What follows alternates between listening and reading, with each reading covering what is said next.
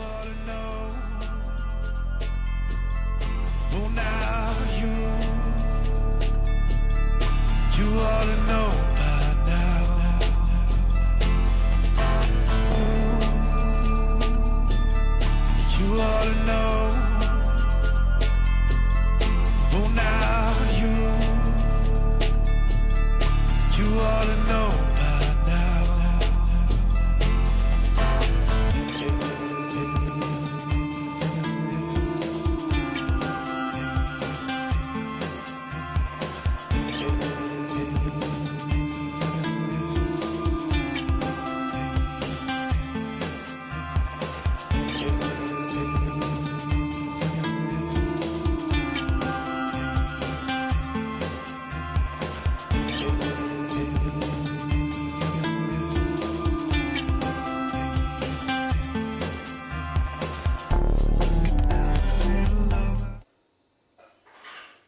Yeah. Ooh, coming in hot. Chance, turn the audio off on your side. Hello. Hey, what's up, man? There you go. I think the music is coming in on your side. Yeah. Let me see here. See, I'm rusty. I had the stream playing. Jeez. Is that what it was? Yes, it We is.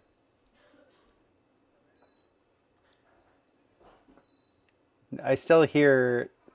I can hear myself. Weird. Is it on my? Is it on? I must my be side? on. I'm on stereo, not multi-channel.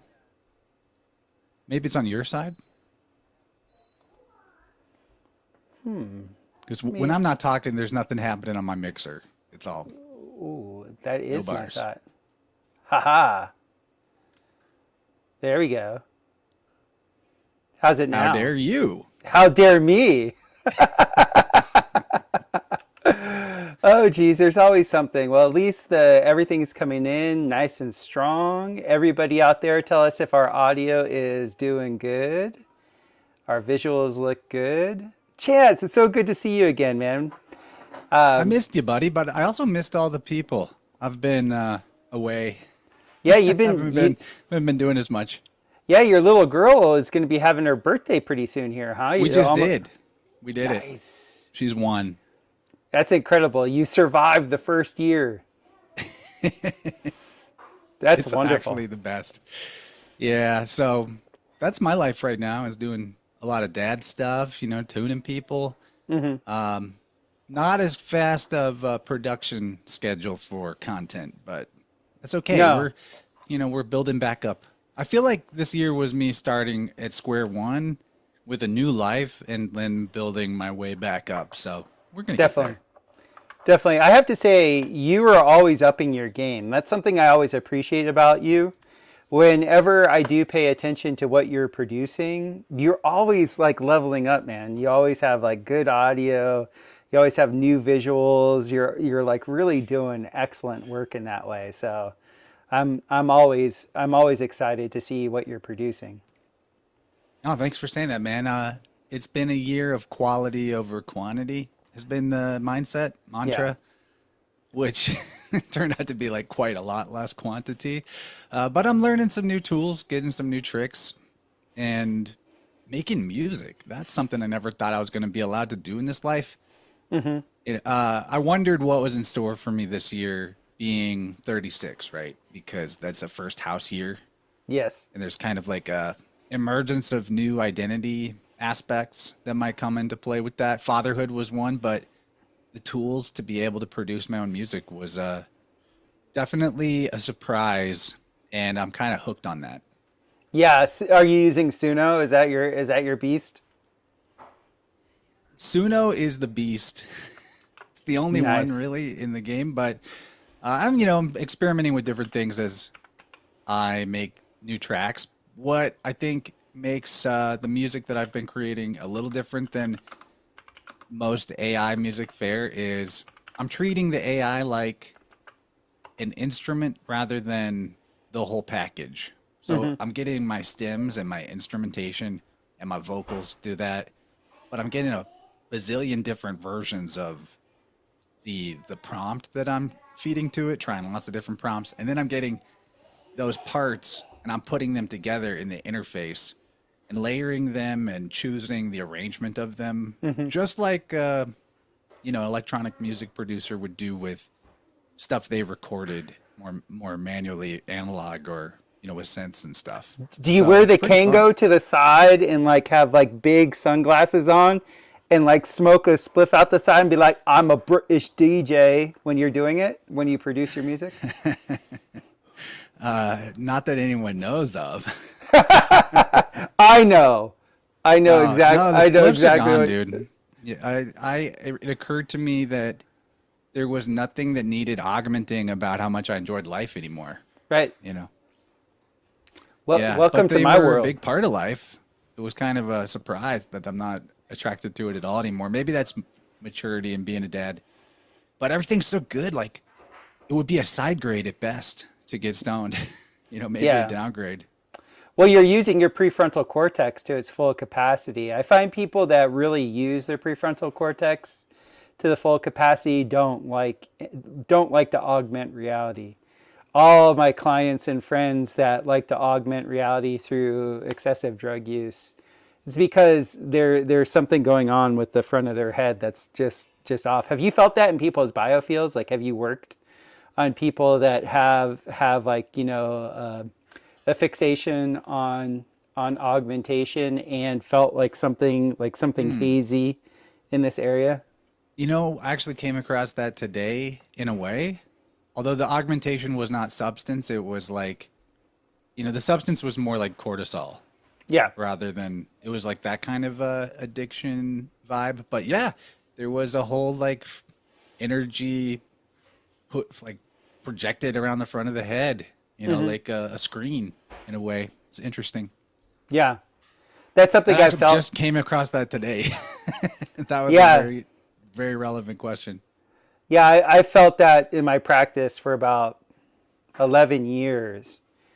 All the people I knew that were like really specifically with cannabis in a very strong way, all of them, when I'd be doing cranial sacral work and going up through the occipital lobe and then come over in the front of the forehead, I'd always get like this, like it was almost like my hands would go numb.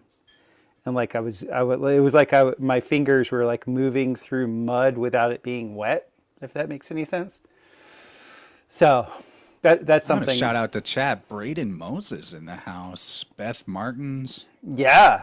Stella. Some Christian Sipherd. Good people here. Yeah, Good to man. see you all. Cipher Bear, my man. Beth Martins. We be crushing. Wendy up in here. Dawn. It's good stuff. So I have a bunch of things. Do you want to show your video, speaking of your Suno skills? It's your party, but if you want, we can do that. To me, it might not be something people are like stoked to talk about right now, but the AI revolution, where a lot of truther oriented channels are super focused on the boogeyman, Terminator, Skynet storyline, whatever about that, I'm thinking this is amazing. I think that this technology, you talk about cybernetics a lot, right? And Yeah. for me, I look at everything as mind, right? Like that Hermetic axiom, all is mind.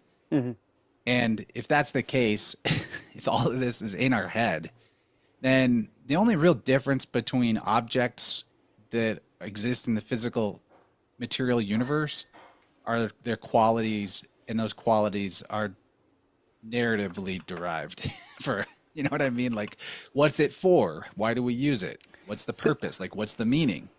And so with the technology that, regardless of if it's AI or a telephone or a lever, everything technological is a plagiarization of something that exists in nature already.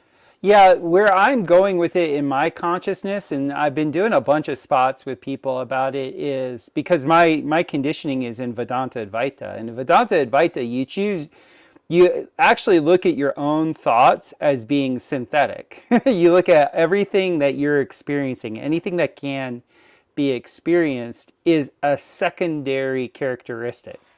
And you're always reverting into being, and the being is that which is aware of things. And so what I've been seeing with a lot of the the personal area networks, and I've talked with Chris Crutchfield last week. I did an interview with Sabrina Wallace. I've been studying how the intrusion of cybernetics is actually prompting us with thought. And for me, I feel okay with it because I've already trained myself to actually filter my own thought. But where I want to go with people is actually teach them that, teach them, because I have to teach this to my clients, my friends, my loved ones.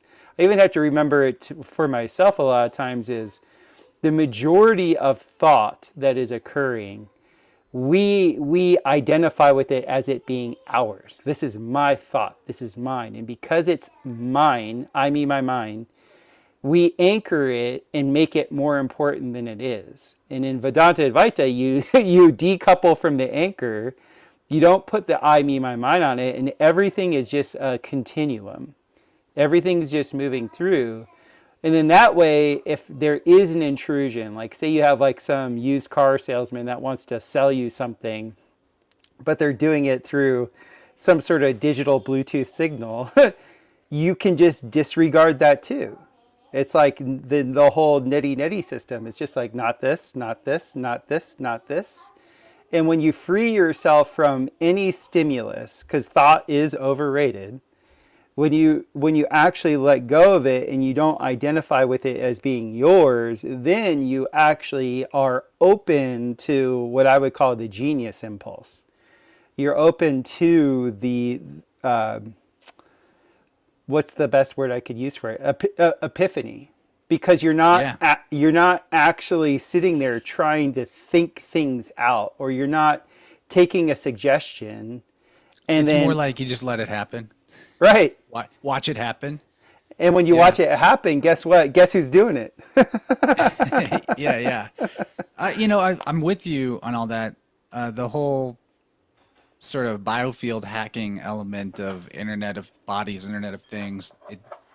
It's one of those topics where on one hand, I'm like, I don't even want to talk about it because I don't want to boogeyman people out. On the other hand, there's a real outsourcing of consciousness that a lot of humans do that have not sort of trained their awareness or their mindfulness in the ways you're talking about. But when I'm talking about the AI stuff, the generative AIs, right? I look at the same way I look at this conversation over a Zoom call being a manifestation of mind's ability to instantaneously communicate across distances, because distances are a mental concept, not a physical. You're the man to talk about this, so let's get into this. To finish the thought, the ability to generate an image or video or a song through language prompts, to me, is a manifestation of our innate capacity to create at the speed of thought, but it comes through this framework of technology external to ourselves, because that's the story that we're comfortable with accessing that level of our power through. Yeah. Right. But really it's no different than if you could just think something into existence, other than you would be freaked out if you were doing that all the time. So we need to at least slow it down a little bit. Slow it down. Put it outside of ourselves so that we don't feel so responsible for the incredible power that comes along with that level of creative potential. But see, that's how I see the generative AIs, is oh, sweet, I can finally create at the speed of thought with language as the tool itself. And I'm really loving that. But yeah, go ahead. I just want to get that out. Yeah, this is so great that we're having the conversation when we are, because we've had this delayed a couple weeks now. I spoke with Eileen McCusick yesterday because I had this thought, because I've experienced what I would call synthetic intrusion, actually having a synthetic biofield or synthofield. In my latest Substack, I write about the synthofield. And not to be scared about it. I'm not saying it like, oh no, oh, the cyborgs are going to get us.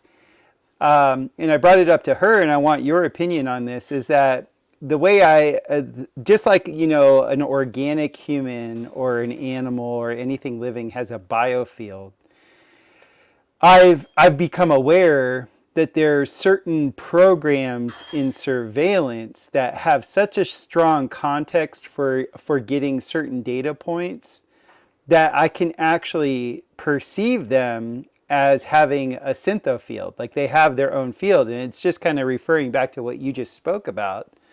If it's all mind, like if mind is the primary principle first, and we're observing all these different what is a biofield other than, you could break down what a biofield is to be information in a particular flow and coherent structure. Right. And right. These surveillance things you're talking about, when they reach levels of complexity, I mean, it's literally information in flow in more and more complex and potentially coherent structures. So, yeah, and that information comes through a sort of observational awareness, and these, again, technologies that plagiarize nature's capacities, like eyeballs and cameras, right? Mm-hmm. There's I see what you mean there. I don't. There's a psychological component too of the fact that always the shadow or the backside of the whatever you're looking at. There's always the other presence mm-hmm. that we feel, but we don't quite understand. Like that just is a natural part of his bifurcated consciousness requirement, like the duality requirement to exist in a I'm me inside this body, thinking thoughts, experiencing a world. You know what I mean? Like there has to be this othering presence that is always there. And the more, I think, the more attuned you get to empathetically to the people and environment that you're in and around, mm-hmm. where you really sense them, feel them, you have their circumference, you're tuned into them. I think the more the sort of nebulousness or like the almost intrusiveness of the feeling of the other becomes an alien feeling, rather than the people around you being like, I don't understand them. Why are they like that? They're mysterious. It's like we just start to feel like there's some kind of alien around, because that other feeling has got to be a component of material reality existence. And I think that's the onboarding point for the schizo train, for people that are like, yes, spiritually awakening. Yeah. Yeah. So I can feel the causal plane a lot of times. That's where my level of sensitivity and training has gone. So I have felt I felt a synthetic presence from the causal plane. And my question to Eileen specifically was, one, do you think that's a possibility, or am I just making this up? But she thought it is. Like, she definitely is like you. She's like, yeah, that is a thing. And two is the context that I'm feeling from the programmer of, like, so the reason why all this came up was in my studying of the next wave of economics.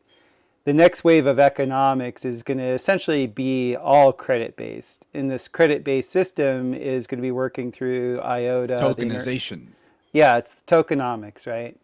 I'm just saying this not for but for the people that are listening.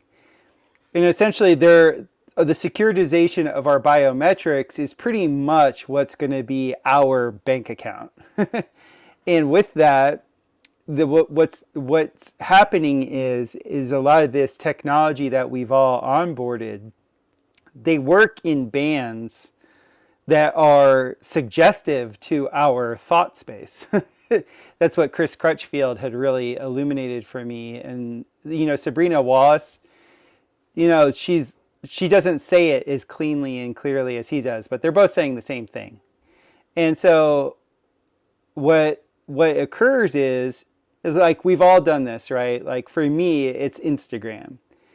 I'll go on to Instagram and oh my God, they post an ad for exactly what I was thinking about. And There's you another get, way to think about that. hold on, too. hold on. Everybody goes, oh, it's reading your mind. It's reading your biometrics. But it's actually, it goes one step prior to that. It actually suggests that thought to you. You have the thought thinking it's your thought. And then you get onto your device or whatever, and then there it is, mirrored to you almost immediately. And so when that's occurring, that whole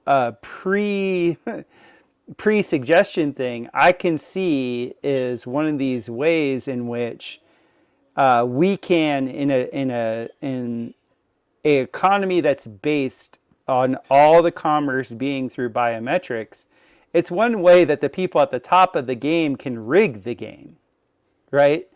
So let's say something is being suggested to somebody at a certain age, in a certain age range, and they know that that will create a certain level of cortisol. You brought up cortisol earlier. That suggestion is being, inferred by the electronics around the person, and because the person doesn't have the wherewithal to know that that thought isn't their thought, they will do the I, me, mine to it, they'll own it, and then when the actual external, the extrinsic signal through a screen comes to them or whatever it is, then they have the cortisol rush, and then there's securities that are made on that saying, oh, that's a totally organic event. Okay, XYZ security now is made, and such is, actuaries change. So all this is something that we have to be kind of aware of. It's not just this like pie in the sky, like completely naive thing where, oh yeah, we can just create. There is, just like we were talking earlier about people that are always, dosing on some sort of drug, there is the suggestive aspect of our consciousness that we have been taken away from being aware of. And yet in our environment right now, we're being flooded with more, EMF smog than ever. And we're being flooded with all these different types of microdosing that one might just call all the microdosing just all suggestions. It's just making everybody hyper permeable. I can see all of this as a way of really guiding the ship in a certain way in which the monitoring apparatus is doing its thing along with making all these suggestions that people have no idea are actually coming to them. And then therefore making decisions based on things. It's all from the movie Inception was brilliant because the movie Inception showed if I think it's my thought, if it's my original idea, I will go to bat for it. If it's somebody else's idea, nah, my ego is going to take it up, tear it up, and devour it. And now I don't know what is and isn't really possible in the realm of biometric suggestion implanting inception style. So I'm not throwing anything out that you said. But the other side of the coin for me is what about, where's the space for premonition and presentiment? What about when you think of somebody and then they call you? Is that that's not something being implanted into your head in this way like you're talking about? Could we not just think of something that's about to happen because we have I'm not negating capacity too? I'm not so. negating To me, that. it's a little hard. I just like to. I'm just saying I like to lean on whenever I have those Instagram ad moments where I was just thinking about that thing and then it pops up. I just tell myself, yeah, I'm psychic, rather than I had this idea planted in my head. To me, that just works better for my ego. Yeah, I'm psychic. I get that, and that's the thing. A psychic person is more susceptible to the suggestion. So that's the thing, is this is something where I can hyper educate people on this because I was in essentially a test case scenario in the world of medicine work, right? And I became hyper aware that that mental space that everybody was getting into was a space that was occupied by a synthetic program. Now, that's not negating that within that space you can't have authentic experience and can't have your own authentic psychic whatever. I'm not saying I'm not saying it's all synthetic. What I am saying though is not to be naive. Not to be the person that's just like, "Oh, look how psychic I am. I just did this and look, it's there." No. That's it's such a sophomoric way of going about it. Like there's a reason why all this electronic media is being put in front of people, and it's not benign. And it all goes back to insurance actuaries. It all does. From a loot perspective, from a securitization standpoint. And I'm not saying this as being scary. It's just a thing of like, you actually have to be educated in what it is. The majority, I'm telling you, the majority of desires that people have are not their own. Before electronics, Christians were calling them demonic. Pisces, like any person I know that is a mutable sign, whether they're Virgo or Pisces or whatever, when you're mutable, you are just like literally open. You're open channel, and like things are just moving through you all the time. And if you sit there, hold on, and if you sit there and identify with it all, that becomes extremely problematic. I noticed on a biofield level, one thing that's really common is people's desire faculty is so co-opted, and you're describing a mechanism that occurs, that they really don't have authentic desire that comes from within. Like, right. This is a skill that I've been having to try to navigate how to teach people in sort of the counseling aspect of energy work of, and it's different for person to person in some ways. How do I get you to the point where you feel like you want something, like you want it?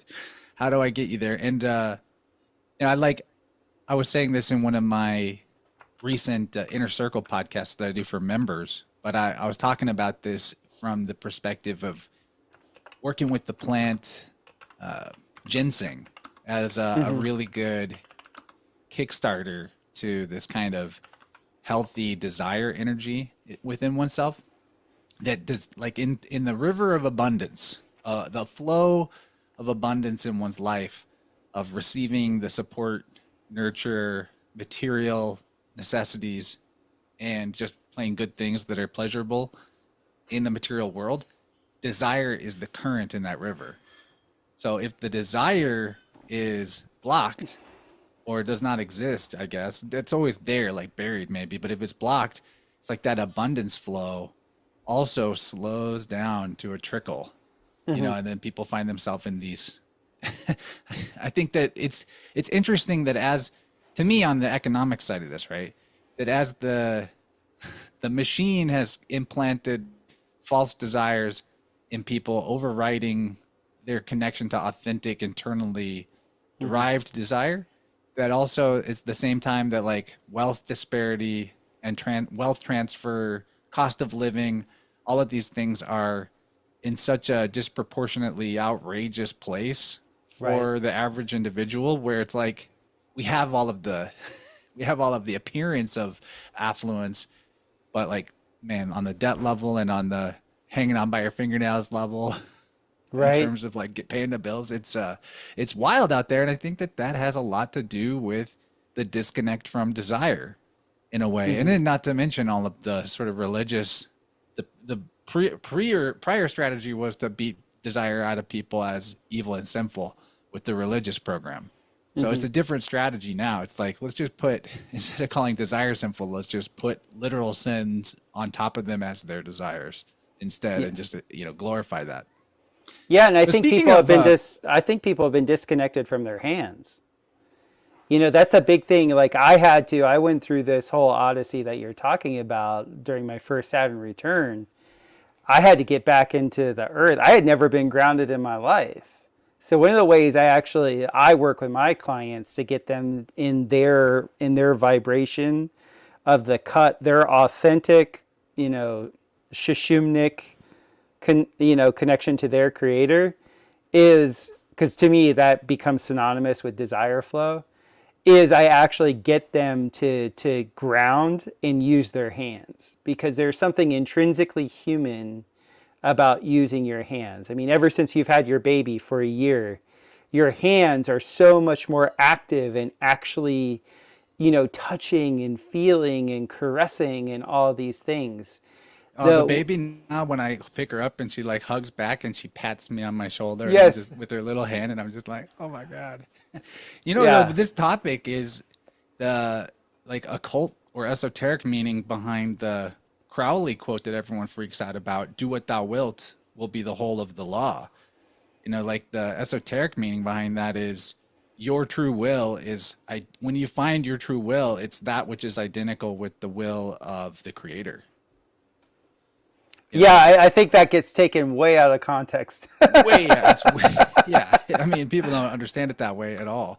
And I think people take that statement as like a sort of dark magic excuse to maybe do whatever, or that's how it's imagined that people are taking that in occultism. But the true meaning to me is obvious. It's the capital S big self.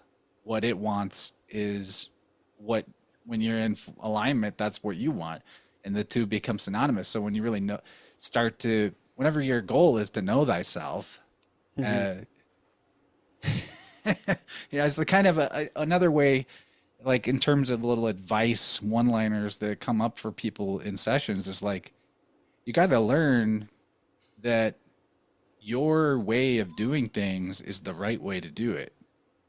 But that requires such a level of trust in your own goodness that you're not scared that means you're selfish, or that it means screw everybody else, but that my way of doing it, or what I want, this is another one to like really figure out what I want is what's best for everyone. Not what I want, like I want what's best for everyone, but what I want without even thinking about everyone, what I want is what's best for everyone. And that, that's going to sound satanic to people that don't understand the fact that the point of really tapping into that is your biofield and that sacral flow that your desire, churns that abundance river with. It's a fractal miniature of the universal biofield. And so when you overlay your template on that template, you're matched up with it. There's no difference, so literally what I want is what's good for everybody. It becomes the truth. So this gets back to what I was earlier talking about, the syntho field. That's because you're a good person, and there is your upline is the good, true, and beautiful. There are those, and I've come in contact with them, that their do what thou wilt is not for the benefit of people, even though God will make it the benefit of everybody, in the largest context. That's the little caveat for sure. Yeah. So I just want to put that caveat out there, because there is a force out there that is deleterious. It's not deleterious in the longest run, because obviously that's God's realm.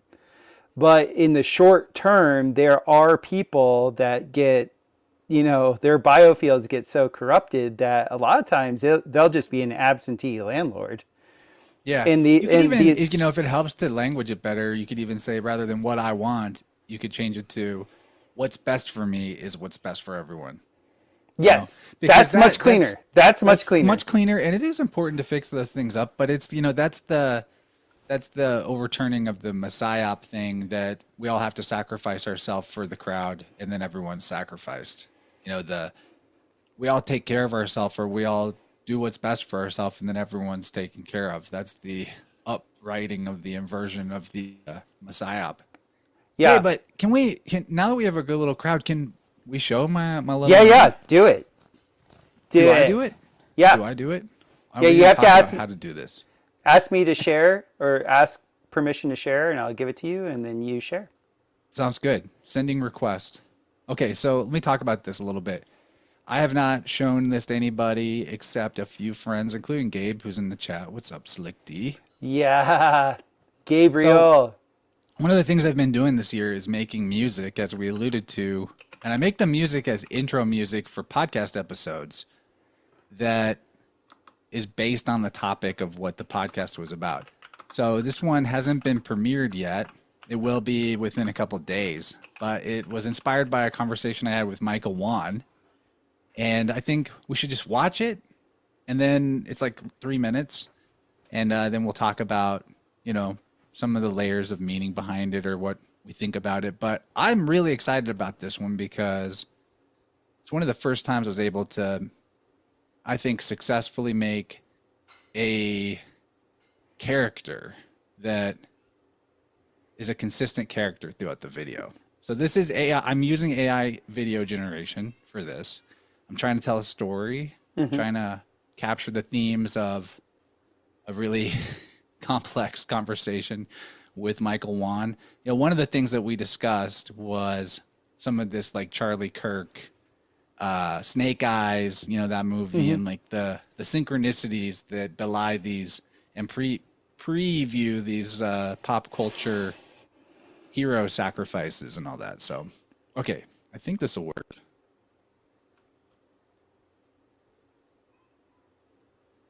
Let's see. Unsupported format. Oh, okay.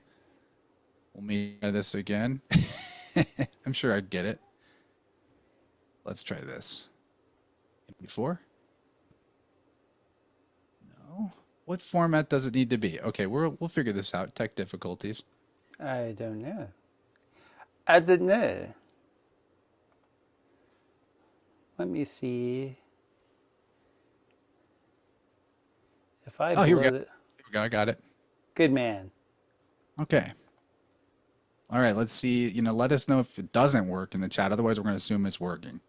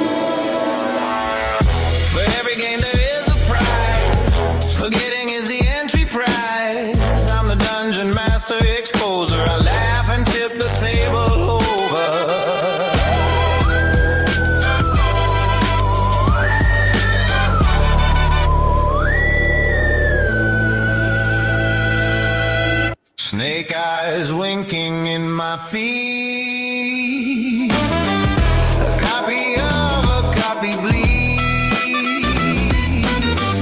Simulated saints perform. Realer than real becomes the norm. Heavens wrap the dream, the first and final screen.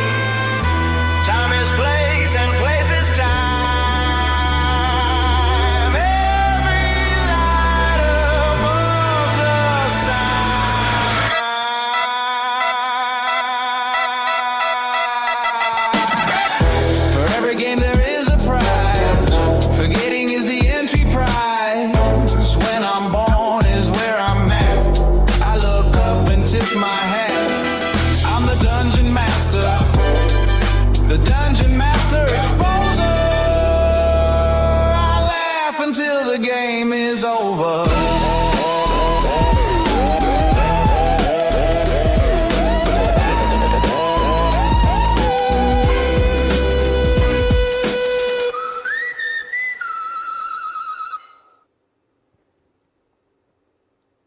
That's awesome. I mean, who can really resist some spaghetti western like I can't. with horns and like I wanted something that had some swagger energy to it as Yeah. well. It's just what I was feeling. No, Yeah, that's beautiful, man. That's so good. I love thank that. you. I'm trying to use the tools for good. Definitely, definitely. You know. I'm excited about Suno and some of these other AI programs because I had this novel come to me in 2014, and I got a little bit dejected because I was like, it's more when I started to write it, I was writing it like a movie script, and I was like, Hollywood's never going to produce this.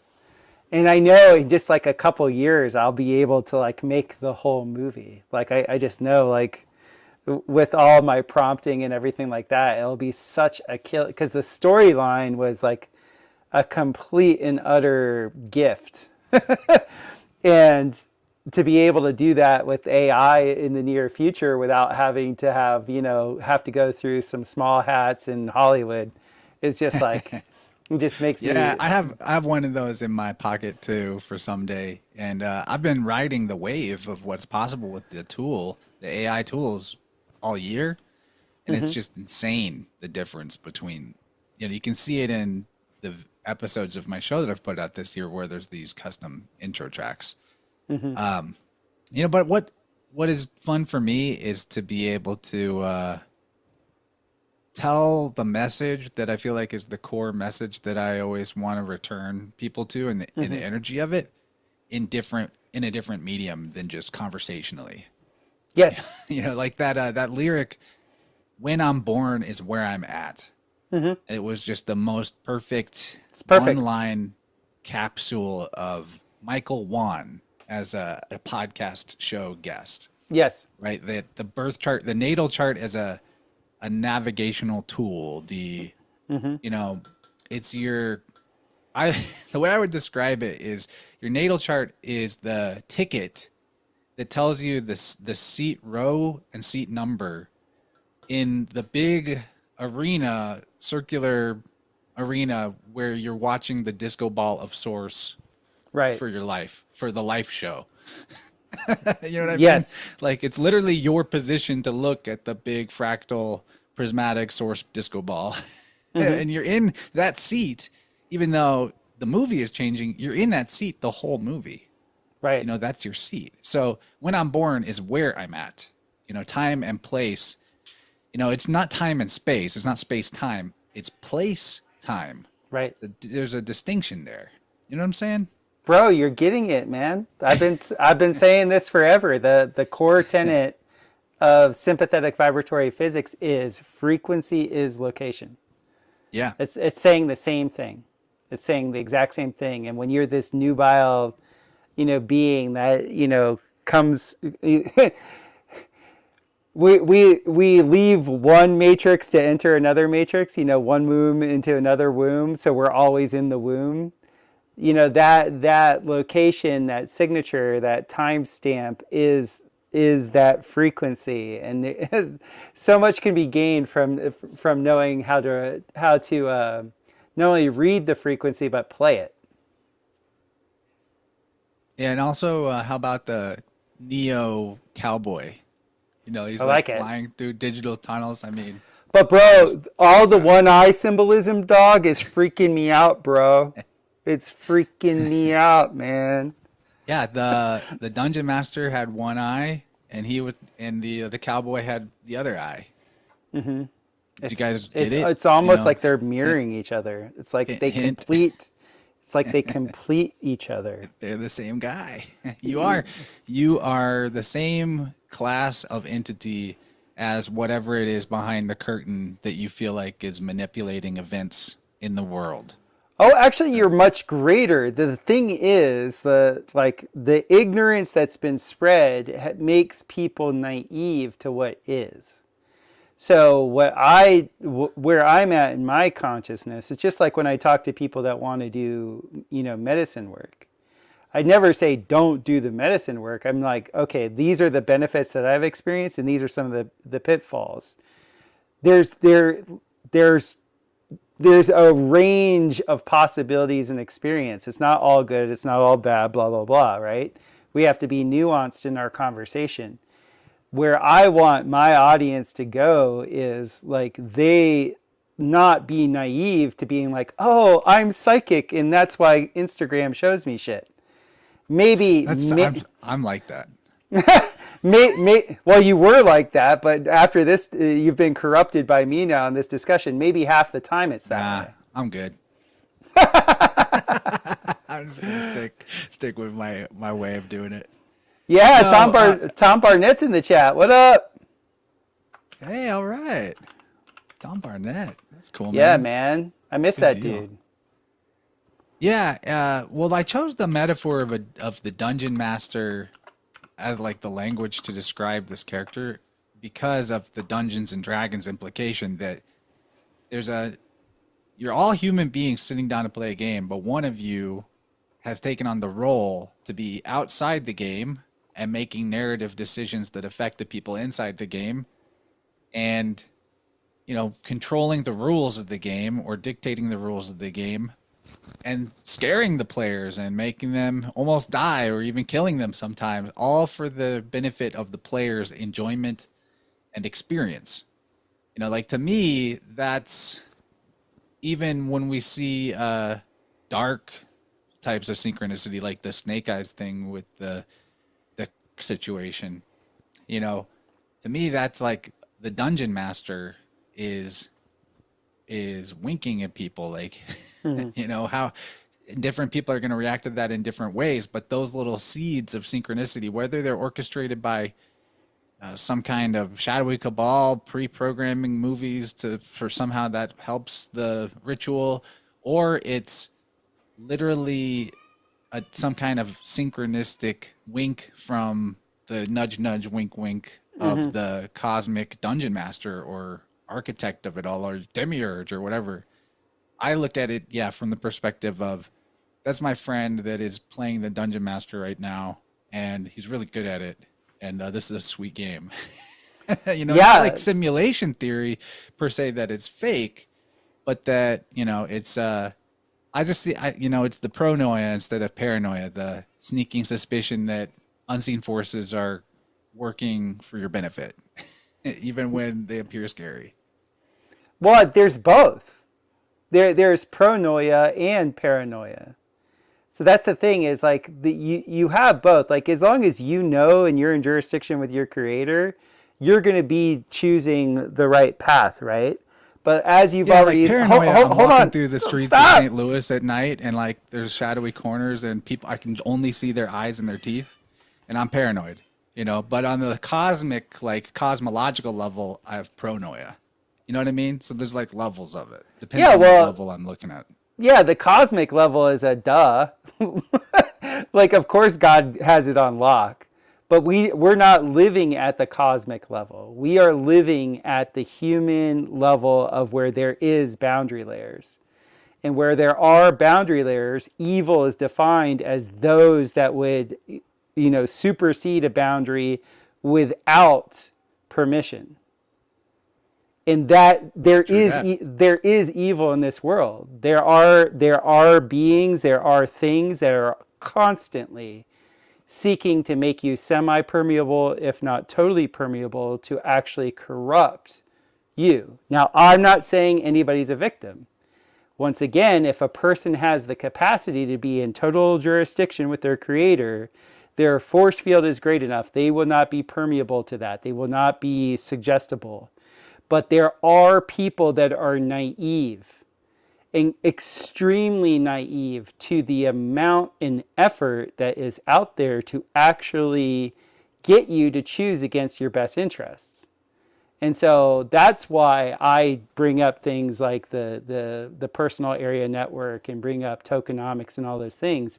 Isn't to be scared of it, because once you know it, it's just like the reason why I build domes. I build domes because they're really resilient, because I saw the problem with stick-framed homes.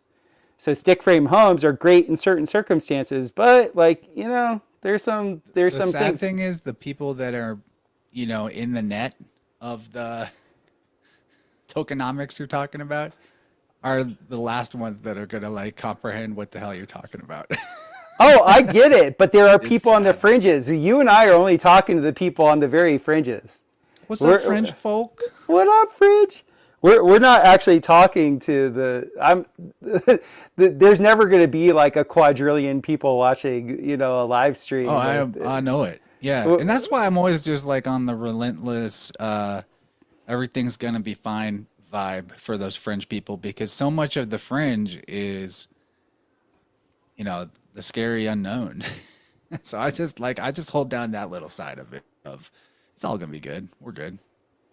I get it, but to me, that's a given. So there's no sense of even talking about it. But it's not for everyone that's like surfing the fringe, because on the road to awakening, it's super tempting and typical to make a pit stop in the nihilismville, and even though that's a given for you or for me, I think sometimes the people just need to still get that reinforcement, the ones that are surfing the fringe. Well, the thing is you're not going to give somebody the peace of mind or anything like that. Like we can't ever put anybody in True. In a state of being where they're they're fully just source, or they're fully permeable. That's not our role. At least I'll speak for myself. My role is to educate people on the fringe. Like, look, there's solutions to everything. If there's a problem out there, it's because God allowed the problem to be out there, which means there's a solution to everything. If you got this thing, like specifically what we're talking about tonight, like the cybernetic intrusion of thoughts and, synth fields and whatever, yeah, that is a thing. We can't deny that that's not a thing. How do you actually get past that? You work with a guy like Chance that knows, what a fully coherent biofield feels like. You work with a guy like Gardner that knows exactly what the fascia should feel like when it's fully healthy. There are capacities, but I find it fun, like the mystery of, there's a problem there. I won't even call it a problem. There's a challenge that God's put out there. There's always going to be invading hordes. Like there's always going to be invading hordes, like forever. Because that's part of life, is learning how to establish your boundary, how to actually draw your line in the sand, stake your claim and say, you shall not pass, that's just one of the reasons why we're here. And I think that's why I was going for I was drawn to the cowboy situation for that video too, because that's like, it's a symbol of exploring the fringe or the frontier. And my original metaphor with that too was, and I couldn't capture it with the video because AI struggles really bad with dice. But I wanted to get this concept of the 6-sided die and the 6-shooter. And there was going to be like a showdown at high noon, and their 6-shooters were going to like shoot dice or they're going to throw dice or something, but that just didn't work out. But, there's something very authentically enticing to the man energy of that sort of like warrior exploring the frontier. yes, and finding a place out on that frontier or fringe that is your little outpost, and I'm guarding it against the encroaching darkness. yeah, absolutely. Yeah, there's something good about that. It feels great. Like that's the primary hero storyline, archetype. It feels good. Yeah, Mm-hmm. I like that too. Yeah, I mean, I love the challenge of it. Like whenever you build something for real, like whenever you're going to like go and build a business, or you're going to build a home, or you're going to build your kid's playset outside, there's a lot of effort that's needed. There's challenges that come up. And like to actually have enough intention and wherewithal and power to see it through and have the creation then be there. I mean, it is so fulfilling. And so if the boundary layers are too, let's just say, corrupted, like if let's just say if you have too many holes in your ship, the ship sinks. Like it is something to be so human to actually be able to have a fight, draw your line in the sand, win the fight, and then stand your ground. That is like, especially for us men, that is a very, like, it's almost like it fortifies our stature. Like it, at least I'll speak for myself. It fortifies my stature. I think that's why I'm a serial entrepreneurist. Yeah, man. We're gonna talk about Fomenko. You want to talk? We want to shift gears No, because it's on the title. It's on the title. Yeah, so I originally reached out to you like 3 months ago. Jeez, you're such a punk because you were. I food poisoned myself. I ate old cheese out of the fridge that did not have a date on it, and I was vomiting. So That was the last time. That was the okay. last The other time. times, I don't know why I couldn't do it. I forgot. Yeah. I'm low on your priority totem pole. I get it. I understand. Well, you could say that, or you could say that you're high on my priority totem pole because you're the first other person show I've done in like forever. And I'm gonna like start doing a little tour and get on some other shows and get back into the swing of things. It's because I know where you live, and I can really be a nuisance. I can bug you in just the right way. Yeah. So I love that. you're to me like the person that I lean into with etymology. You'll get these rando messages from me about what does this mean in Greek, or whatever. And I would say most of the time when I check your work, you're at least 90% correct. Um, and with that, I was really enjoying your conversation. I forget who I was with now because it was so long ago. But you were actually bringing up how it's hard for you to actually trace a lot of words because of all the shenanigans in the calendar. And I wanted you to elaborate on that. Trace a lot of words because of the shenanigans in the calendar. Did I say that? Well, I'm totally condensing things down. Like you didn't say it in that way. I'm saying it with my own flavor, but you're saying like how like a lot of times, words will be said and then like the historical narrative is such but that doesn't match like how the word is actually like if you're to trace how it was said and where it was said. To me, that's proving out Fomenko, because Fomenko is like, the majority of the history is just a rewrite. It's just a plug and play. It makes no sense. I've heard you at least on a dozen podcasts talk about that couldn't have been said then. You know what I'm saying? So if I was to unpack this sort of synthesized statement there of the language is hard to trace because of the calendar mishaps, what I would say is, rather than maybe calendrics being the issue per se, it's the chronological historical timeline presented by the mainstream and the narrative attached to that timeline. It does not fit well with the diffusion of language that we see. So like one thing that doesn't that is really hard to like fake, even if you're making up a story about history and controlling the printing of all the books, is you still don't have that much say over how regular people talk to each other in their native tongue. Mm-hmm. Especially if they're illiterate country folk, you can't just like write a new language system and be like, you have to speak this now.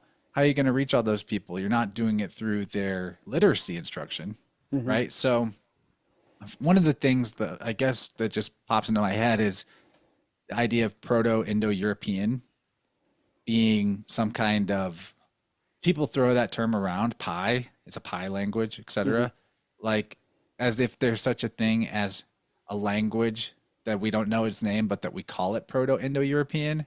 And there's all these, like on Wikipedia, if you look into Wikipedia linguistic pages that talk about, and it was this word in pi. And that's just made up. Like, Hmm. the problem is there's not a single real world artifact or inscription or anything concrete whatsoever to support the existence of pi, Hmm. right? And so every time you hear that brought up in a context of something historical, it is a construct to support the mainstream historical narrative, where they are essentially taking artifacts they do have with inscriptions in various languages from different regions and whatnot. And what they do is they adapt their interpretation of physical archaeological stuff to fit a pre-existing narrative of history. And most of that narrative, it turns out, was made up around the time of the Renaissance. Now, like, I'm going to show you, let me just show you, uh, let me pull up my screen. And here's something that is not really discussed in the context of pi. Okay, wait, this is video.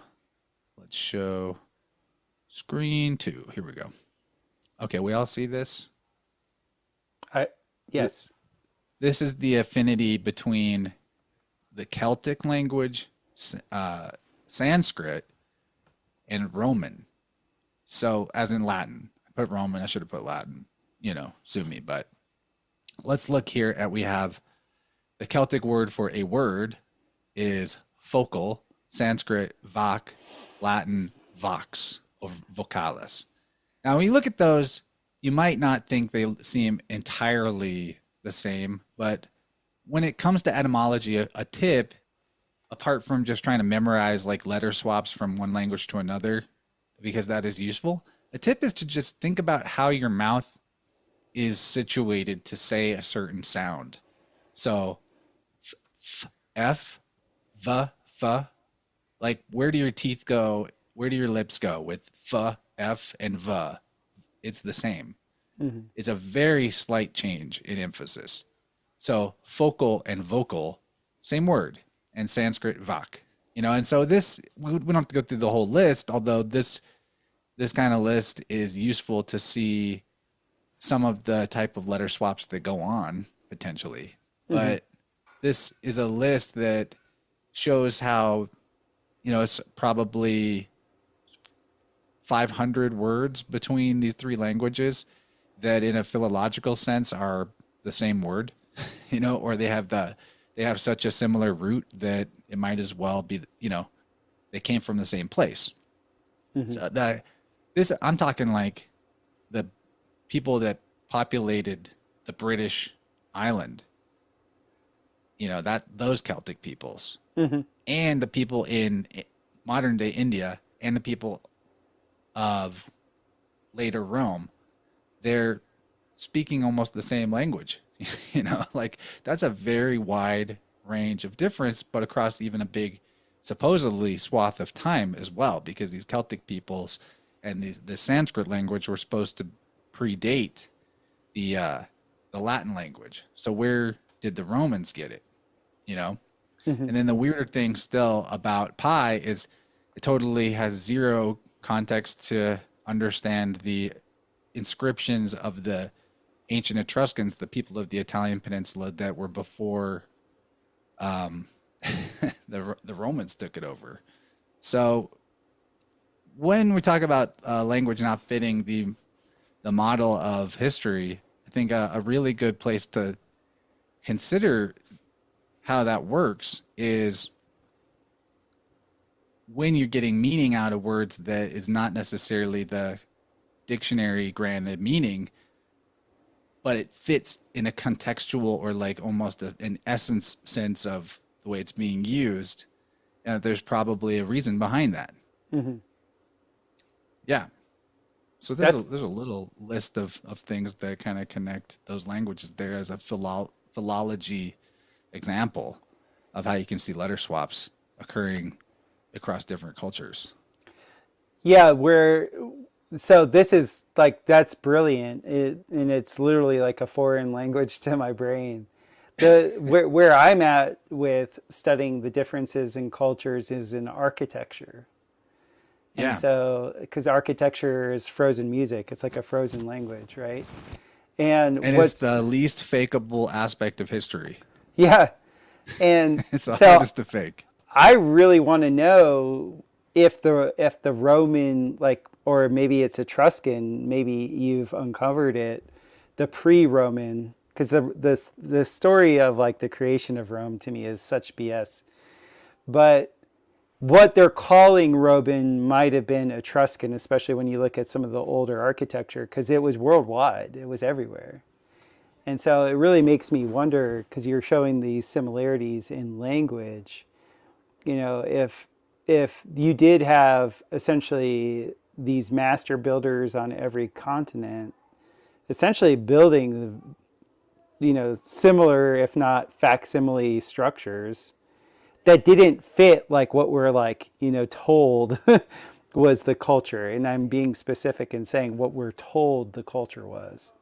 Um, Yeah, I mean that whole, they call it Cyclopean architecture, and that's in everywhere from Peru to China, and yes. also the Italian peninsula. But that's the Etruscan architectural style. And I personally, until something more sensible is presented to me, I think that Dylan Sicocio's idea that the Etruscans are the Phoenicians that were the universal priest class of Masons going around the world, I think that makes the most sense. And that's not Fomenko. Fomenko has like this whole other region of the world that he thinks is the like more of a Turkey region.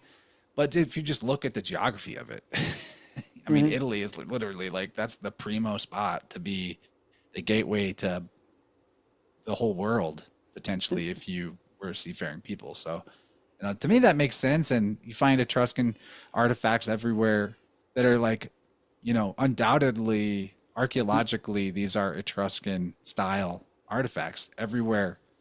Spain, North Africa, Germany, Belgium, Luxembourg, all the into France, even, not just the, and if it helps people to not feel like it's just sort of Italo-centric, it's because it's not. It's like this was just the hub of this culture or empire, but it's literally they were on a ethnicity level or whatever. We're talking about Celtic people, talking about like blonde-haired, blue-eyed European type people, and again, like it's not the obviously politically correct thing in the mainstream.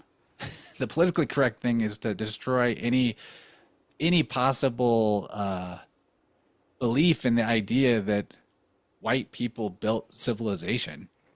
But when we look at the infrastructure of civilization today, who's kind of guy behind that, it's a certain ethnicity of people that is pretty much architecting all that and running all that, right? So why is it that crazy, to think that was the type of people that were running the world of a previous world empire age? Nope, not at all. I mean, I've lived all over the world, and I'll tell you what, in the more melanin-rich areas of the world, things are not on time and they're falling apart. In the in the less melanin-rich areas of the world, things are on time and clean, and there's a totally different level of upkeep and pride in what's being created. So I'm right there with you. Yeah, and that's why the whole, most scholars have this opinion that the systems of the world originate in India and then spread west. But go to India. What is working there is Western stuff brought to them. Exactly. In terms of infrastructure and how things run. So, that one of the issues with the Etruscan artifacts being such evidence of a different history than the mainstream history is that they're gatekept through black market trade amongst like the nobility, essentially. And their provenance is always sketchy when they do crop back up because they were kept in private collections, known as in provenance, like where it was found and in what context it was found originally in the ground or whatever, So that's an issue with the archaeology of it all. But Yeah. I think that there's definitely a there, and who better to be the ones covering up the knowledge of that than Rome in the Renaissance era? You know, like why it kind of makes sense. Like that, well, you're at the epicenter of this literal geographic location where your previous empire was situated. So you have in the nobility, the memory, if you will, in like family history and family knowledge of what came before the Holy Roman Empire. So who better to know exactly how to cover that up with this idea of Greek antiquity and all that, you know, which was just a sort of repackaging and bastardization It's the of same a lot thing. of the lore. God, like the Greco-Roman, like gosh, looking at it, and it's Yeah, the Greco part of Greco-Roman is like a veneer to hide the Roman part. exactly, like just get rid of Yeah. that. It's like that's not real at all. Yeah, so with Fomenko, what I found, because you're talking about the Romans, you know, the Holy Roman Empire, I've done a few shows with Professor Longo, not Dr. Longo, but Professor Longo, who studied essentially the Eastern Roman Empire that was called the Byzantium, or the Byzantine Empire. And he was essentially has brought to my attention that the Byzantine Empire was essentially taken over in Constantinople. All these Etruscan and old Roman influences flooded back into Europe, and then that's what was called the Renaissance. And what I find interesting about that, and also how this ties into Fomenko, is that Fomenko is very adamant that pretty much the Jesuit, which to me is the Roman Catholic Church, the Jesuit writing of history was so, like, how should I say it, just so corrupted that this influence, like this very, very old influence that you're talking about that went east and then came back west, was kind of whitewashed. Like it was like literally like, no, the people that had the tech, the people that were good at seafaring worldwide, the people that could do the real Roman cement, they were all just kind of nothing to see here. This is the Dark Ages. And to the point where like Fomenko is like, yeah, our calendar can't be as long as they say it is, because number one, we don't have enough people here. Like there's just not enough people, like statistically. And two, just the level in which history has been written, there's too many mathematical anomalies that point to a fabrication to actually say, if you're just to take those out, the timeline gets compressed by quite a bit. Where are you That's at with what that? made it so interesting. The guy that I was talking to his name was Michael Anthony Alberta. And I don't vouch for all the theories he puts forward in his book, but you could look at his book as, I don't mean to give that disclaimer like it's a bad book. It's a very interesting book. But you could look at his book as high octane speculation, running with the idea that not only, he's asking the question and then exploring and like coming up with a theory that supports the possibility that it's a cipher. Meaning, answering the question, why is, if you're these sort of like architects of chronology, wouldn't you just make up a new story for each of these supposedly, like why would you have this symmetrical patterning from like this dynasty to that dynasty?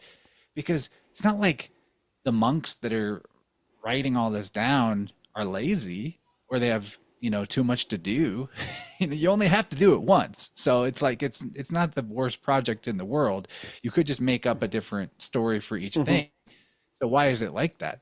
And his theory was that it's ciphered, and that he doesn't know the key to the cipher, but because of the era that a lot of this stuff is being spun out of, this Renaissance period was one of the things that was really big, and knowably so, was cryptography. Cryptography was really taking off, and so if what we know about cryptography from that era is so overt, how much cryptography was happening that we don't know about. And so the idea is that these patterns in the fake historical timeline somehow have a code to them that actually, to those who have the key, would tell you what the hell really happened and when.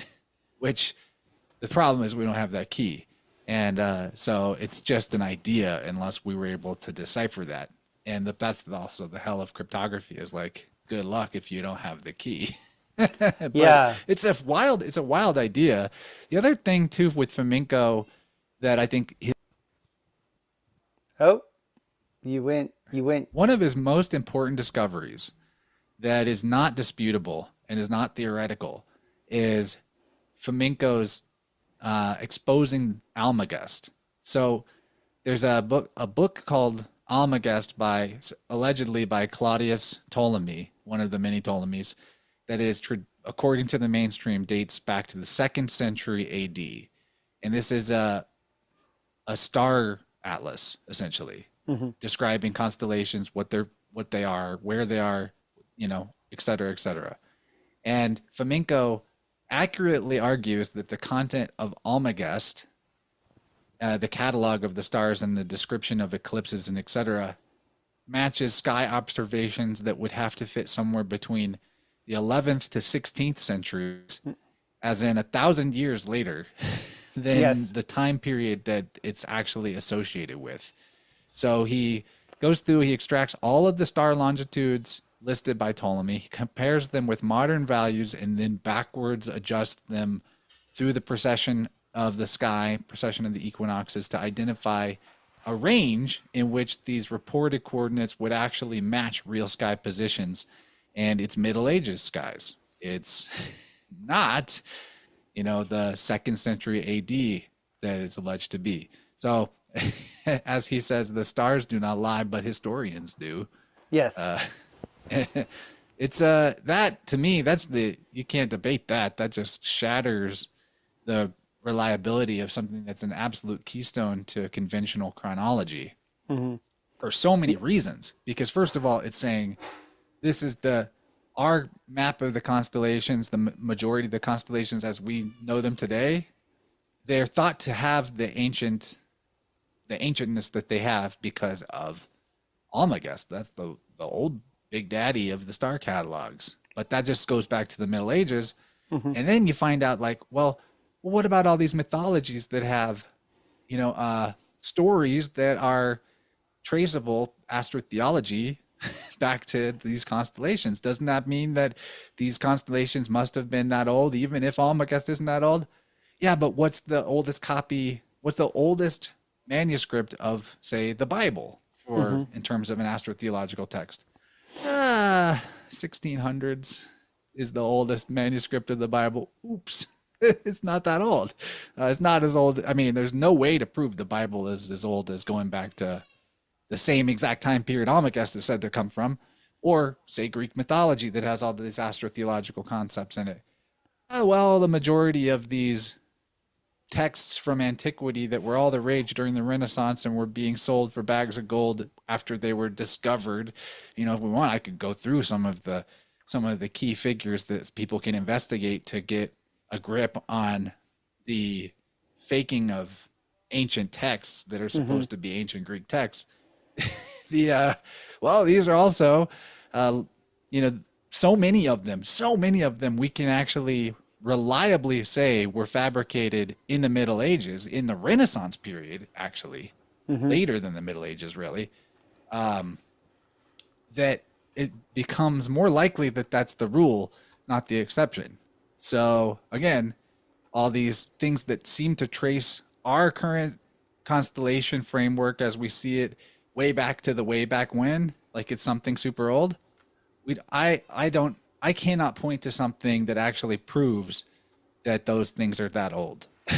Right. those constellations are that old. Not even things like the Dendara zodiac, in ancient Egypt. There's another argument to be made. I'm not the guy to make it, but I have entertained it and heard good arguments about it, that the stuff that's painted on the ruins in Egypt is painted on way later, Yep. like a movie set, So it goes kind of on and on, but like, yeah, there's any reasonable person that looks at the evidence from this perspective, it seems way more likely the inserted 1,000 years than not. Seems very likely. And that does add a lot of credibility to your empire if it's that old. Anyway, I'll stop. I could go on about any of those topics. I love this topic because one thing I think both of our families share, your dad is a treasure hunter, right? Or at least he does that as like a hobby. Yeah, he's a literal professional treasure hunter. Has he ever gotten into the fraud of coinage? No, I don't think that's really been his bag. He is kind of hyper focused. He likes the Civil War, and he likes to find artifacts from battles and Civil War camps. So he stays kind of on that, or gold. Likes to find gold, like panning and stuff like that.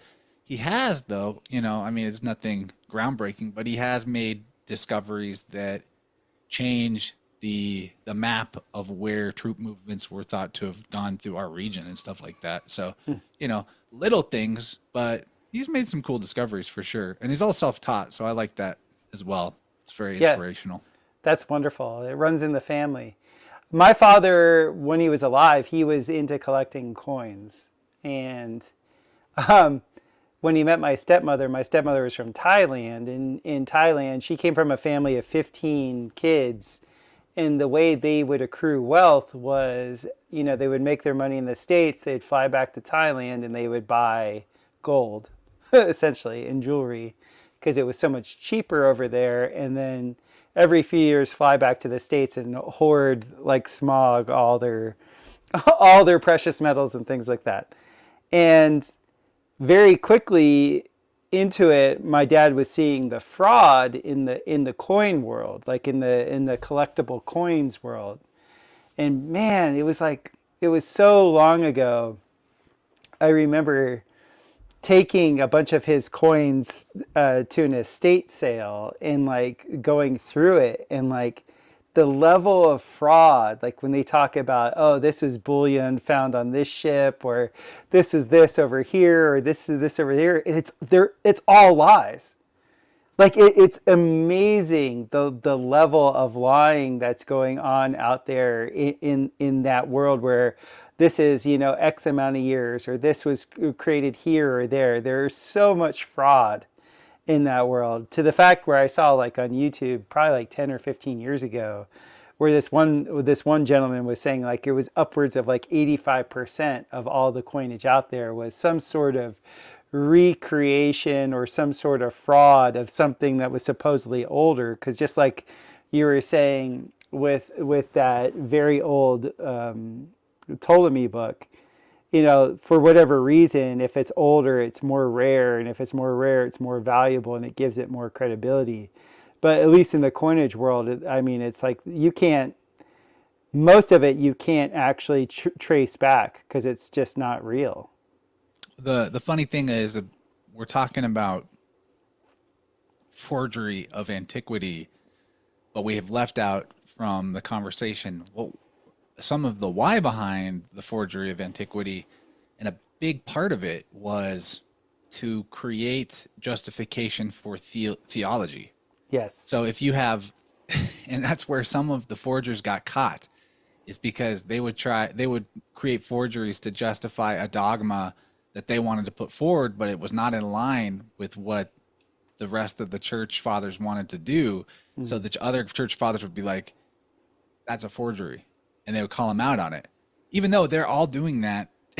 But is the ones that are getting away with it are the ones that are creating forgeries that support some kind of ancient precedent for a theological idea or concept that they want for their society at that time. And then why that relates to the coins is like, well, where do coins come from?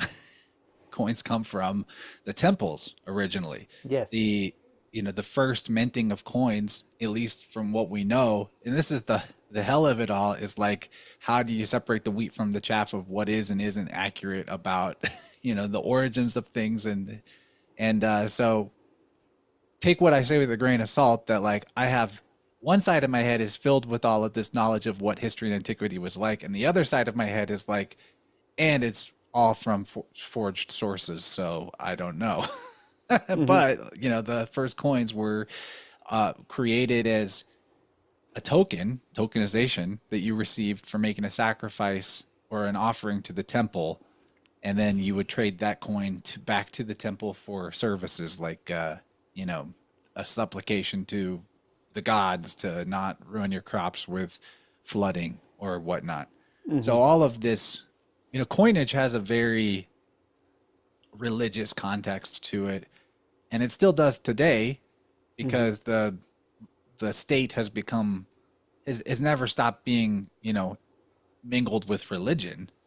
The dead presidents that are on the coins and the bills are the mythological demigods of, when you look at the old coins, it was like, here's Demeter, or, name the god or goddess, or they'll say that this coin has Alexander the Great on it, but he's got the ram horns on him, just like Jupiter Ammon. So I don't know, is that really Alexander the Great, or is that Jupiter Ammon? Or is Alexander the Great a made up guy that is a mythological demigod because he was born of a virgin that was impregnated by a snake, and so allegedly. So it gets it's all very intermingled, and so the fact that the world of coinage still to this day is so rife with forgery, it does not surprise me, because that's sort of par for the course. Is one of the key ways to justify a religious concept that you want to hold down or change is by saying, these people, or this respected individual that everyone knows was good, already had this idea, or they made it, it came from them. You pass it off on somebody else to like, and again, that's like such a freaking shifty thing to do, right? Like, you have no credibility yourself, or your credibility is sketchy, so you're like leeching others' credibility. And there we come right back to the very nature of the topic that you started with, which is the creditization of everything. Yes. It's all about the many layers of credit extraction. Yes. These foragers are all about extracting and redirecting credit for things. It's wild how that one little word, and even like a creed is a dogma. A creed is a belief system, or like tenets, and a creed, it's all kind of like in this one. It's like your belief is what is the foundation and currency through which you exchange with reality. Your creed, your credit. Yeah, that makes so much sense to me. That makes so much sense. I could show some of the Fomenko graphs that'd be cool. Yeah, do that. Because I think that was eye-opening for some people that saw that episode of mine. Yes. As Fomenko gets talked about, but like, what was this mathematician actually doing with his statistical chops? So if we look here, it's maybe not the easiest to read on a screen without zooming in a little bit. Let's see. So I'll try zooming it in. So Fomenko's books are just full of these type of graphs where he plots two different allegedly distinct time periods next to each other, and shows the statistically improbable similarity of the structure, chronologically speaking, in these dynasties. So we have on the right, the Third Roman Empire of the 3rd to 6th century AD, and on the left we have the Second Roman Empire, which is supposed to be the 1st century BC to the 3rd century AD. So, many hundreds of years separated, allegedly. And you get 5 years of the first ruler, whose name in both cases is Lucius. Huh. Nice. Lucius Sulla or Lucius Aurelius. Must be Okay. Italian. All the same name. Yeah, Lucius, which means light. So it's the let there be light. This dynasty begins. And then you have, after the 5 years of that guy, you get a year of confusion, which is like, time between rulers, essentially. Then you get, one gets Sertorius for 6 years, the other gets Probus for 6 years. Then we get 2 years of confusion again. And then we get Pompey the Great on one side. And on the right, you get Diocletian the Great. Wow, that is like remarkably similar. And it's for 6 years for each of them. Wow, what do you know? That's amazing. I'm sorry, that's 21 years for the greats. That's why they were great. They got 21 years. I'm getting off from the chart, but yeah, he was crushing, yeah. And then after Diocletian and Pompey, they each do a joint rule. Diocletian joint rules with Constantius, and Pompey joint rules with Caesar. And then, one is 11 years and then the other is 12 years in their joint rule. And that's literally the first point of numerical divergence between these two. They've been exactly the same number of years up to this point for each segment, which is crazy. And I know that they say you can like tweak statistics to make it look like however you want, but bro, we have this is identical. This is an identical narrative structure of timing wise. This reads like a cipher. That's why I was so intrigued by the idea from Alberta, the guy I interviewed, because I was like, you know what? Why in the world else would you do this unless you were ciphering? Like this precision of it feels like a cipher. And so I don't know what the key to it is, but it just goes on like this. And if I zoom out, you can see how structurally it's very close to the same shape, for like 37 lines. And in these slides here, and we don't have to go through all that because it'd be too time consuming, but I actually went through the first, and I did this in the episode with the guy Alberta just in more detail, but I go through the first like 8 points of this graph and actually dive into what happened in those rules. Like, so if we go, we'll just do one for an example. If we go to Lucius Sulla, the first guy on the list, first 5 years, and Lucius Aurelius, Sulla is a Roman general who seized power through a civil war and held dictatorship before retiring voluntarily. Aurelius came to power during the crisis of the 3rd century as a military figure. And so both basically were military figures, generals who who took power after a war, So thematically, warlord becomes a reformer that sets a reform that creates a new empire, And then it goes on like that where the actual storyline of the 5 years, 1 year, 6 years, 2 years periods is very similar. It's very similar to, not like identical, but you'll find that like the guy that fits each of these line items has something or several things in common that are really specific. So, that's what Fomenko, and that's just a slice. Literally, just as a sampling, I just took one of Fomenko's graphs out of the many examples that he's put forward in his mini books of this type of thing. Here's a couple other graphs, what they look like. He was doing this all over the freaking place. What blows my mind is where he has the capacity to think, let's compare this dynasty to that dynasty, because there's a lot of damn dynasties in the course of this historical framework. And here's one of the biblical kingdom of Judah versus the Roman Eastern Empire. Like he's finding that these match up just like the last thing we looked at. So anyway, I just took one arbitrarily without picking or choosing to try to get a good one, literally arbitrarily, and made those deeper dives into the correlation between each of the line items. And I was like, my God, this matches up. So I was very impressed with that.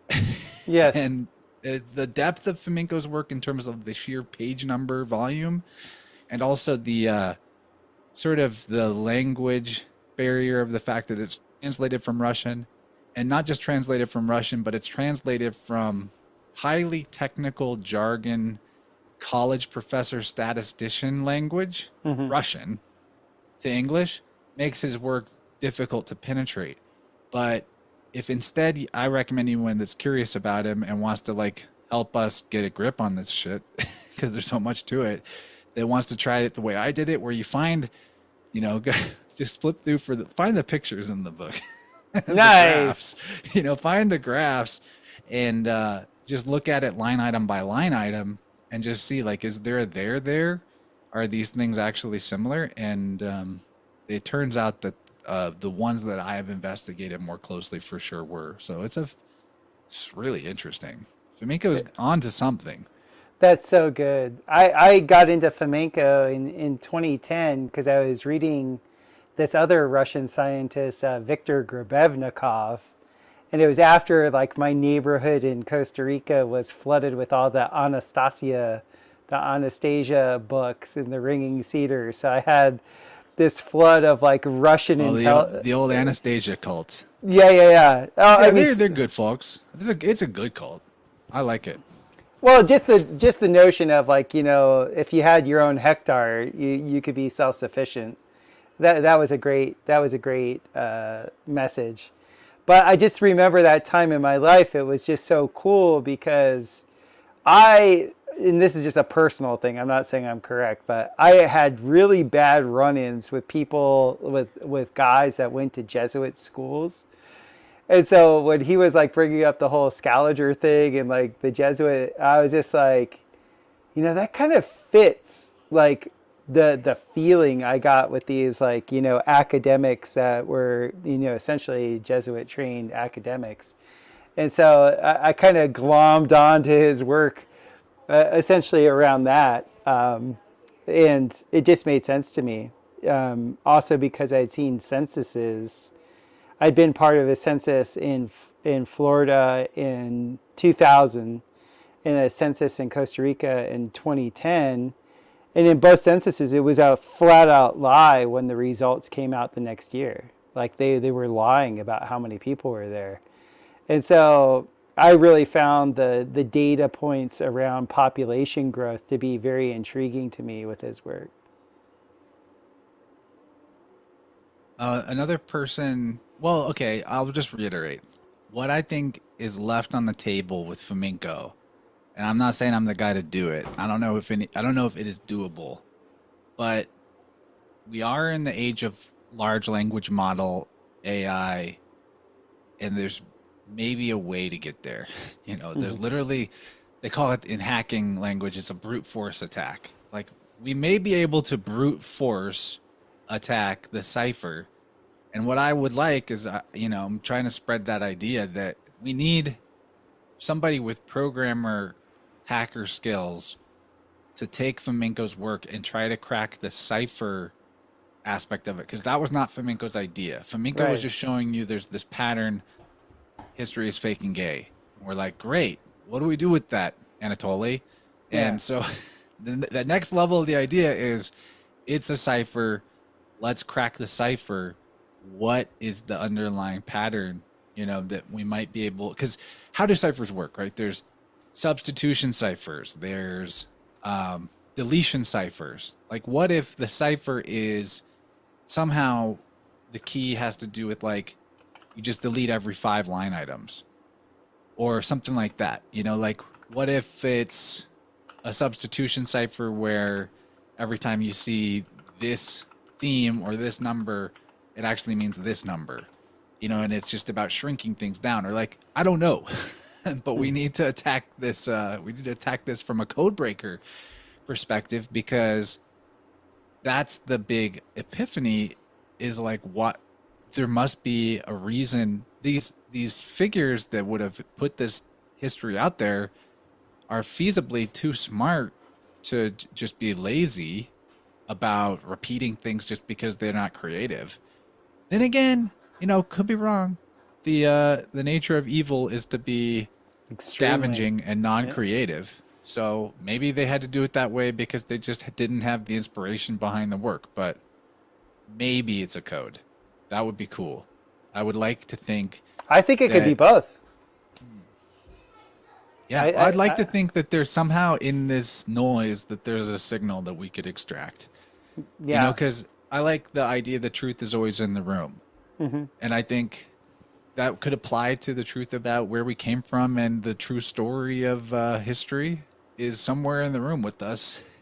You know, Definitely. like how do we get the signal out of the noise there?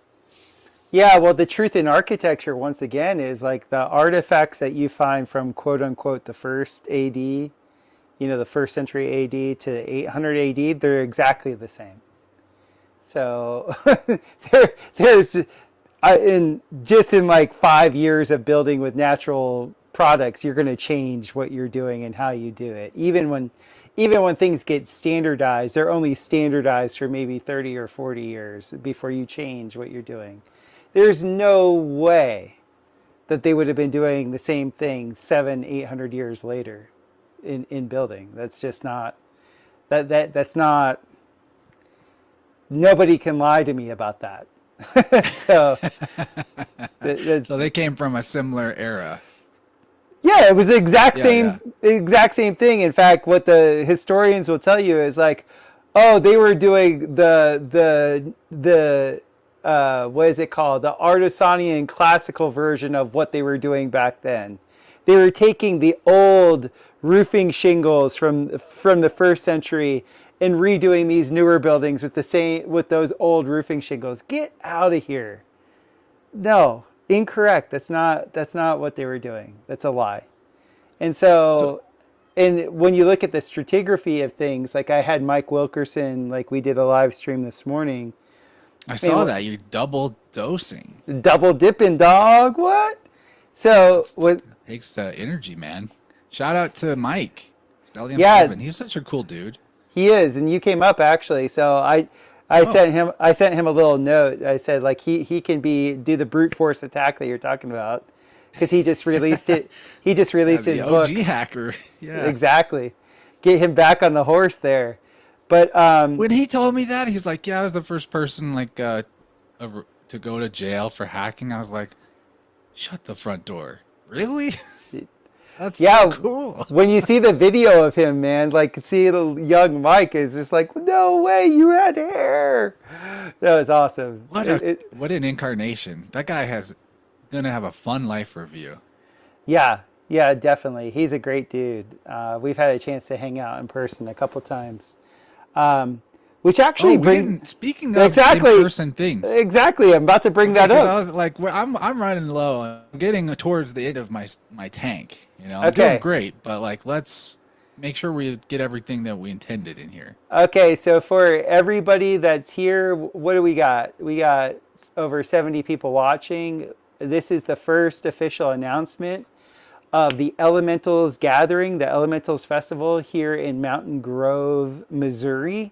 We're going to be having that May 8th through the 10th, and Chance Garton, yours truly, is going to be speaking, and he's going to be our MC. And Gabriel, you better come. You were supposed to come and hang out with me during the Great Eclipse. You did not, and I'm not going to forgive you if you don't come and hang out with us in May.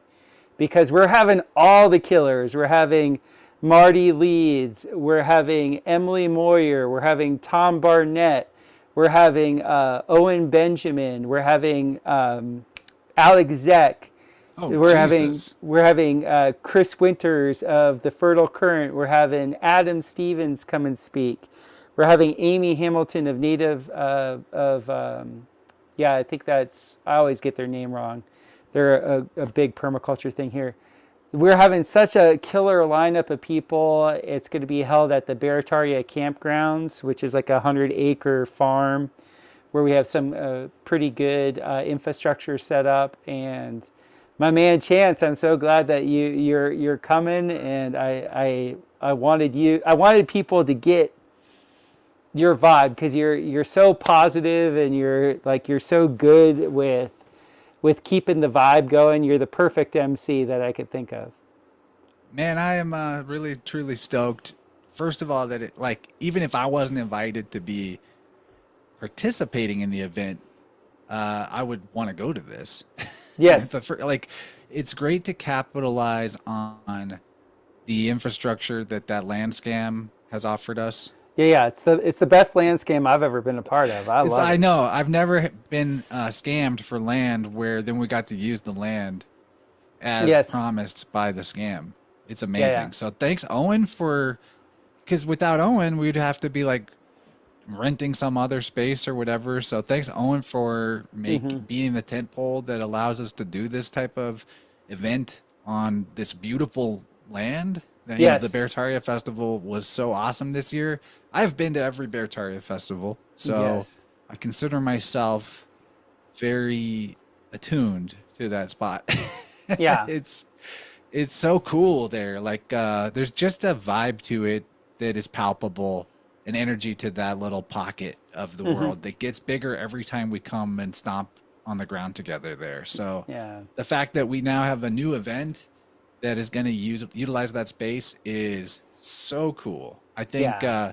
when you first told me about this, I was imagining that we would be renting out some kind of event space in town where I live. So the fact that we're actually going to be more in a nature environment for this, I think, is much better. It allows for, sort of a feeling of like our own little bubble of energy and connection to a land feeling. So that's great. And I think it will also entice a lot of the bear community who know exactly where to drive to Yes. and know that that's a cool spot. Because people are coming from all over for Beartaria.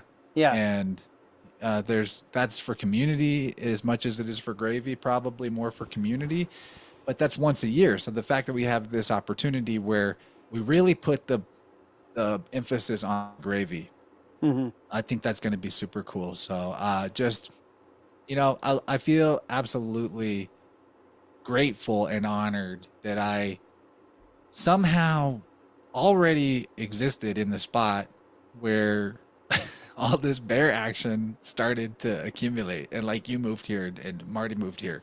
I'm like, did I manifest this? Because I'm from here. I never went anywhere. This is where I'm born. So it's kind of to me it's like miraculous. I'm so lucky and blessed. So I've never emceed anything before, but I like to be looked at and forced to be paid attention to. So the fact that I would get to do that between everyone else's thing and kind of like draw a little bit of their sparkle towards myself, I'm into that. So thanks for that. Awesome. And it's going to be a great opportunity. It's going to be a lot of fun, and I can't wait to meet all the people, not just the speakers, but the people that are going to attend. Super cool. Yeah, I spoke with Kyle Denton at length today. He's really excited to come and spend time with you and your family. My man. Yeah. He's going to be giving a workshop. Chris Winters is going to be giving a workshop. I'm going to have those two fight each other in what I'm calling the octopod. It's the version of the octagon, but for content creators, where it's a fight, not to the death, but to like the intellectual death, where you just take it out. I have you versus Eileen McCusick. I figured that you both could be killed.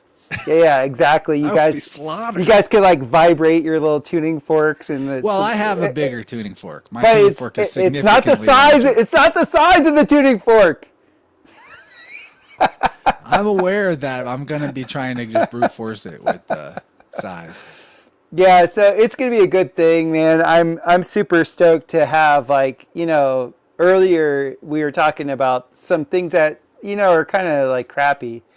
But this whole thing is about solutions. It's about, correctly diagnosing what is so, and this is how we beat it. This is how we move forward. And we get to be human. We actually get to hang together. And a big emphasis when I was creating this is that we have a lot of really good music. So Jorge Mesa's coming in. He's gonna be jamming. We're gonna have Marty jamming. Matt Presti's gonna be jamming. Of course, Big Bear's gonna be jamming. Tempo Bear's coming in. He's gonna jam. So we're gonna have some really good music going. We're gonna have like really good hands-on like learning because it's that good spring energy. It's that good Taurian spring energy that will be there. So lots of hands in the dirt. We have plenty of great spaces for the kids to play in a very controlled environment, and it's just going to be a great analog to the Barataria Festival, which next year will be held in October. So I'm super Really, great. October next year? Yeah, they're moving it to October, to Columbus Day. Wow. Cool, changing it up. Yeah. So because the fall, People like that because October in this part of Missouri, especially if it's like earlier October, it is delightful. yes, Like the temperatures and stuff. It's the perfect time of year for a festival. Because, you might on the other side of the year in spring have similar temperature situations, but more likely to get stormed on. right. So like that little pocket of October is really good. It's just a lot of love right there. So cool, man. Yeah, man. So you am. confirmed Kyle. Yep. Tippecanoe Herbs. Yeah, today. I'm In dropping fact, this link in the chat. Everyone that's never been, get into tippecanoeherbs.com right here and just check out some of his medicines. This is the literally highest vibrational integrity herbalist that exists on Earth and maybe in the history of Earth. where did you drop it? I don't see it. Did you drop it yet? Oh, I dropped it in the YouTube. Am I not a wrench? Can I not put a link in? I tried to put it in. I In the don't YouTube see. chat. First of all, I should have a wrench. I don't even know how to do that. How do I give you a wrench? What kind of amateur hour live streamer is this? You Totally. click on the three little dots Okay. and you say make moderator. Moderation activity. It doesn't say make moderator on my side. Are you not logged into the account that you stream with? I totally This am. channel? Are you logged in as this channel? Yeah, you appear to be. Well, only God can help you. But You've said Go to something before. I saw you put something else in there. tippecanoeherbs.com. Just people look for it that way, but it's such good stuff. And I do have a coupon code, Kyle. I can get you 10% off this good if you use InnerVerse as your code. The teas, man. Like right now I'm sipping on a tea from Kyle. It's called Eau de Yodel, like EAU, like water. It's called Yodel water. But Nice. it's this excellent. I think it's got some marshmallow and some. I don't even know off the top of my head what's in this tea. I'm a bad friend, but You're the worst. it just gives your voice this quality of smooth and lubricated, and like you talk for Nice. 2 hours and you don't even get scratchy or dried up. Like it's the best sitting and having a chat with your homie tea Yeah. or giving a talk or presentation or whatever. So there's just all of its great medicines. So Tippecanoe Herbs, I want to make sure you guys know about it. That should be your pharmacy right there. Yeah, we're going to be making bespoke. Well, I'm making it, and then he's going to help me label it correctly. Bespoke biochar, and because each, depending on like what I'm actually making, what I'm pyrolyzing, that has a different essence to it, just like a homeopathic remedy. So we're coming up with this line of remedy-based biochar. So that's going to be really exciting to bring to market. Cool, man. Liam says, Chance always looking like he just woke up. I made my hair like this on purpose. I put effort into this. I like that. I like that look. It serves you well. Yeah, Mike New. I am a runner and gunner. Well, Chancey Poo, let's go to our families. It's great to see you. Thank you so much to everybody in the chat. Thanks for coming out. Thanks Thanks for inviting me and helping me break the old, hiatus on live streaming. It's been a long time since I was live and direct. This was a lot of fun. I feel the energy. You have a great Awesome. audience. Yeah, You're yeah. a good guy. I love you, buddy. I love you too, man. You've always been a breath of fresh air. So you did actually inspire me to get back into the podcasting game, and I'm glad I've done it because that's actually what's allowed this whole festival to come about. So it's good stuff. You're welcome. Awesome. No, you did it all. Like, you're the man. Okay. Thanks for having